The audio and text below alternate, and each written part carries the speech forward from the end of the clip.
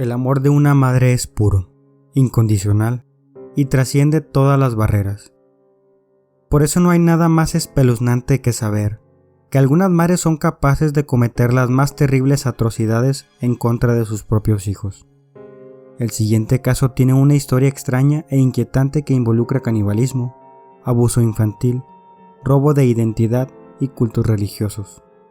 Este crimen suena exactamente como la trama de alguna película de horror, pero lo que sucedió en esta familia fue algo realmente espeluznante.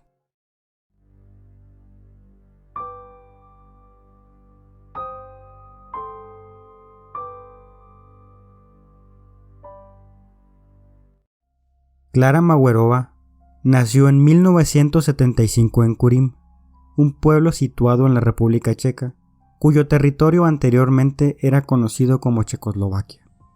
Durante su desarrollo, creció sin que sus padres notaran que la infancia de su hija estaba ceñida de pensamientos que parecían estar desconectados de la realidad.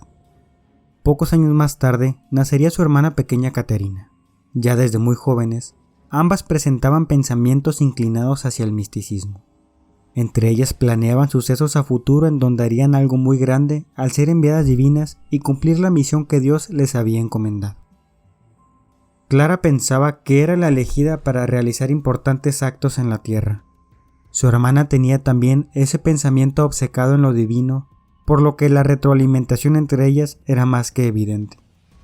A Klara se le conocía como una pequeña inadaptada. Sus pensamientos tan obsesivos por lo espiritual la hacían muy diferente y en ocasiones llegó a sufrir rechazo. Sin embargo, esto no le impidió, al menos por el momento, llevar una vida aparentemente normal. Tras iniciar sus estudios de pedagogía en la universidad, se marchó de casa de sus padres y en aquella época conoció a un hombre mucho mayor que ella, con el cual se casó y tuvo a sus 2 hijos, Jakub y Ondrej. Aunque tenían la apariencia de una familia completamente funcional, pasados unos años, el esposo de Klara, cansado de su personalidad enajenada y violenta y sus cambios de humor, terminó por solicitar el divorcio. Ella se quedó con la custodia de los niños y era considerada una madre ejemplar que ponía todo su empeño en el cuidado de sus hijos. Pero cuando ambos pequeños comenzaron a ir al colegio, la soledad y el resentimiento le hicieron caer en una profunda depresión. Aquello la llevó a invitar a su hermana Katerina a mudarse con ellos y así poder tener apoyo para salir del hueco emocional en el que se encontraba. Todo parecía volver a estar bien en la vida de Klara, y pese a su peculiar carácter, estaba logrando llevar una vida normal y tranquila. Pero todo cambiaría cuando Barbora Skrova, una pequeña niña de 13 años, que había escapado de un centro de menores por los malos tratos y que no tenía a dónde ir, irrumpió en sus vidas. Durante días conversaron, desarrollaron una amistad, y Klara, muy conmovida con la historia de Barbora, no dudó ni un segundo en llevársela a vivir a su casa. Las 2 hermanas se llevaban muy bien con Barbora, tenían muchas cosas en común y empezaron a tenerle cariño. De hecho, tiempo después se supo que incluso la llegaron a adoptar legalmente. Sin embargo, la pequeña niña de 13 años ocultaba un gran y oscuro secreto. Padecía de hipopituitarismo, una condición donde se presenta una disminución anormal de las hormonas secretadas por la glándula hipófisis. Barbora tenía un déficit crónico de la hormona del crecimiento, lo que le daba la apariencia de una niña pequeña. Sin embargo, Barbora tenía 33 años. Además, Barbora poseía rasgos psicópatas, violentos y esquizofrénicos, a la vez que tenía un trastorno de identidad disociativo y un increíble poder de manipulación. Barbora decidió utilizar la enfermedad a su favor, y durante casi toda su vida se hizo pasar por una niña. Pasó de hogar en hogar contando la historia de que era una huérfana y que la maltrataban en el centro de menores en el que se encontraba, tal y como lo hizo con Klara. La pequeña niña se adaptó rápidamente a la familia y las hermanas estaban tan encantadas con el comportamiento que ni siquiera se percataron de la forma tan sutil en las que se iba introduciendo en sus vidas. Poco a poco dominaba cada uno de los pasos que daban Klara y su hermana Katerina. Barbora entró en las vidas de las hermanas y pronto se percataría de los pensamientos que Klara y Katerina tenían, y las peculiaridades de un carácter que se inclinaba hacia lo místico. De tal manera, pronto les comenzaría a hablar sobre la religión que ella profesaba, llamada el Movimiento Grial. El Movimiento Grial es una agrupación de personas que profesan libremente las enseñanzas de la obra en la luz de la verdad, donde se ofrecen vías claras para el propio conocimiento, así como de Dios y del mundo, y que responde a las grandes interrogantes de la vida: ¿quiénes somos? ¿De dónde venimos? ¿Y hacia dónde vamos? Bárbara comenzó su lavado de cerebro, y poco a poco se fue ganando la confianza de las dos hermanas, que respetaban su voluntad y las convencía poco a poco de qué conductas eran las correctas y cuáles no lo eran. La comunidad del Grial defendía que sus miembros debían estar libres de todo tabú, y ello implicaba la realización de una serie de actos que evidentemente no estaban bien vistos socialmente.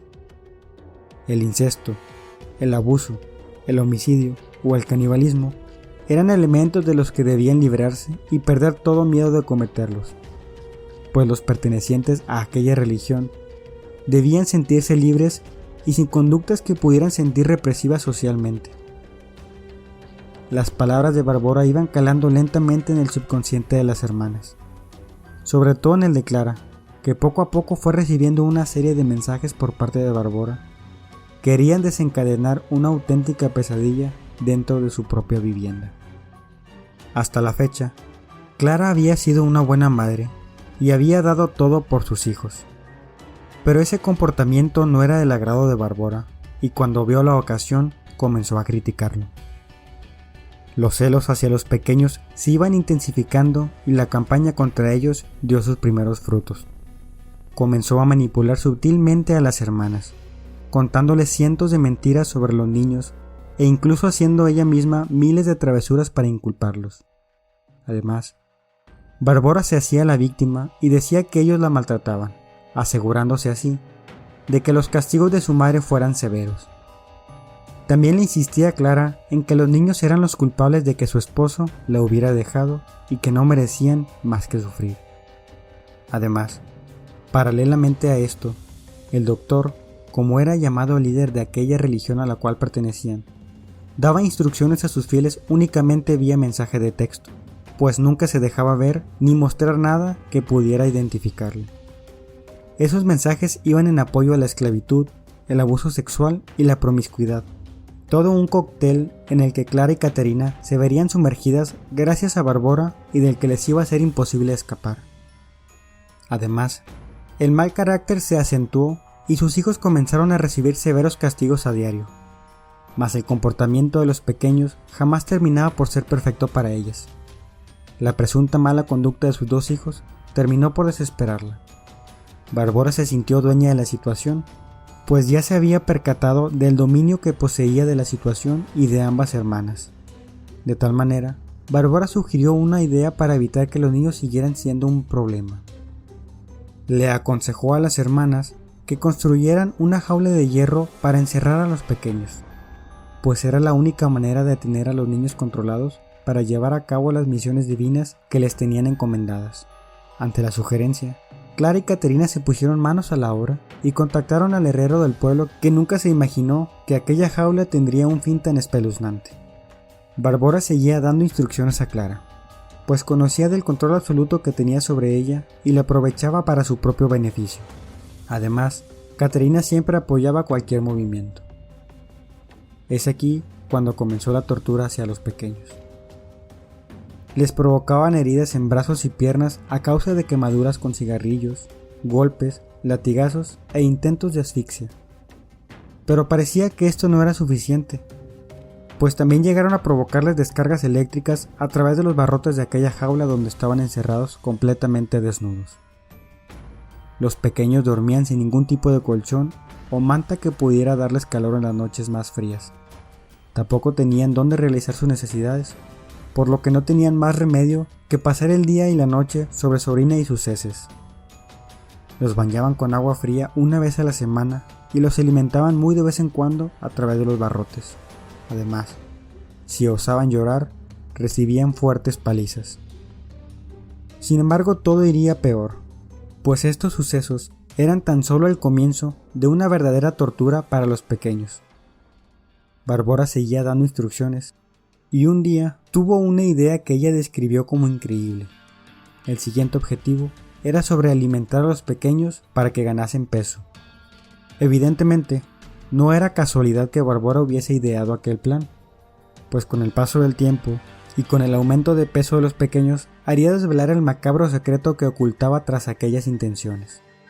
Y es que, cuando los niños habían engordado suficiente, las tres mujeres se dirigieron hacia la jaula de los pequeños y muy amablemente Clara le pidió a Ondrej que sacara una de sus piernas a través de los barrotes. Ninguno de los pequeños podía imaginar lo que su madre estaba a punto de hacer. El niño obedeció a las palabras de su madre, sacó su pierna a través de los barrotes y cuando la tuvo fuera, Caterina y Bárbara la sujetaron firmemente. Posteriormente, Clara sacó un afilado cuchillo y se dispuso a filetear partes de la pierna del pequeño, quien aterrorizado tuvo que contemplar aquella escena. Su hermano Jacob, de manera instintiva, se apartó de aquel macabro panorama del que era testigo y solo pudo acompañar a su hermano con llantos y gritos de terror. Cuando Clara finalmente terminó con aquella aterradora escena, soltaron la pierna del pequeño, quien rápidamente le introdujo a la jaula. Ambos pequeños quedaron horrorizados con lo que estaban observando. Las tres mujeres se repartieron la carne que habían cortado y devoraron sus pedazos delante de los pequeños, mientras disfrutaban y se reían del rostro de auténtico terror que tenían. A partir de aquel instante, Jacob vivió horrorizado, pues intuía que antes o después correría con la misma suerte que su hermano. Y lamentablemente no estaba equivocado. Un mes después, se dispusieron a realizar una nueva sesión de canibalismo, y esta vez era el turno de Jacob. Arrancaron partes de su brazo que devoraron en ese mismo instante. Aquello se convirtió en un ritual, y cada mes las tres mujeres realizaban aquellos actos de canibalismo comiendo la carne de los pequeños en el mismo acto en el que los cortaban. Después de varios meses, Bárbara tuvo otra brillante idea, pero su nuevo método acabaría por destapar lo que ocurría entre aquellas cuatro paredes. Para Bárbara y sus 2 secuaces sería la destrucción de su plan, más un milagro para Ondrej y Jacob. Bárbara sugirió comprar una cámara de vigilancia como las que usan para monitorear a los bebés. El objetivo, además de tener siempre bajo control a los pequeños, era que cuando una de ellas bajase a torturarlos, las otras pudieran disfrutar del espectáculo aun si estaban ocupadas.